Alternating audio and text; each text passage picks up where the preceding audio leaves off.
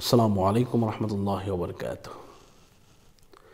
আয়না পরা দিয়ে চোর ধরার উপায়।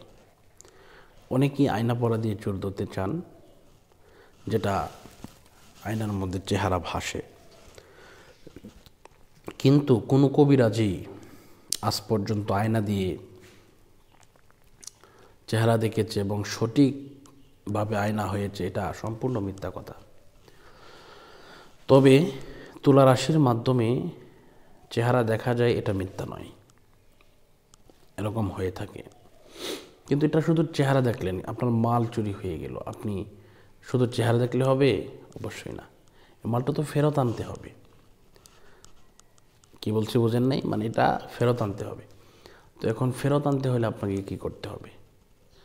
আপনি হয়তো বা তার প্রমাণ দেখে আপনি তার কাছ থেকে এই মালটি নিয়ে আসবেন, অথবা আল্লাহ প্রদত্ত গাইবী সাহায্যের মাধ্যমে আপনার এই মাল আপনি ফিরিয়ে নিয়ে আসতে পারেন।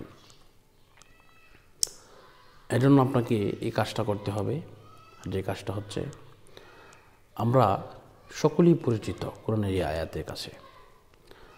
আল্লাহ পাক কোরআনুল কারীমের মধ্যে একটা বিশেষ আয়াত নাজিল করে দিয়েছেন। সেই আয়াতে কারিমা হচ্ছে খতমি উনুস বলে থাকে অনেকে, আবার জালালি খতমও বলে থাকে।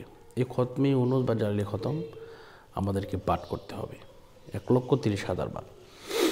তো এটা ইনশাল্লাহ আপনাদের ফ্যামিলিতে লোক থাকলে আপনারা করতে পারেন, অথবা লোক না থাকলে আমাদের সাথে যোগাযোগ করলে আমরাও আমাদের 100 ছাত্র দিয়ে 1,30,000 বার পড়ে দিই। 100 ছাত্র দিয়ে পড়লেও 2.5 থেকে 3 ঘন্টা সময় লাগে। তো ইনশাল্লাহ আমাদের সাথে যোগাযোগ করবেন। যোগাযোগের নাম্বার হচ্ছে এই 01630637444। এই নাম্বারে যোগাযোগ করবেন। তো অনেকেই বলতে পারেন যে হুজুর, আমরা যেভাবে আপনাকে করব, কি কি লাগে? তো বিষয়টা হচ্ছে, প্রথমে আপনার নাম দিতে হবে, আপনার নাম, আপনার পিতা অথবা স্বামীর নাম, আর হচ্ছে যে জায়গা থেকে চুরি হয়েছে ওই জায়গার সঠিক ঠিকানা। এটি দিলে ইনশাল্লাহ এই অনুযায়ী খতম পড়ার পরে এরপরে আমরা এই নাম অনুযায়ী, ঠিকানা অনুযায়ী আমরা দোয়া করে দিই।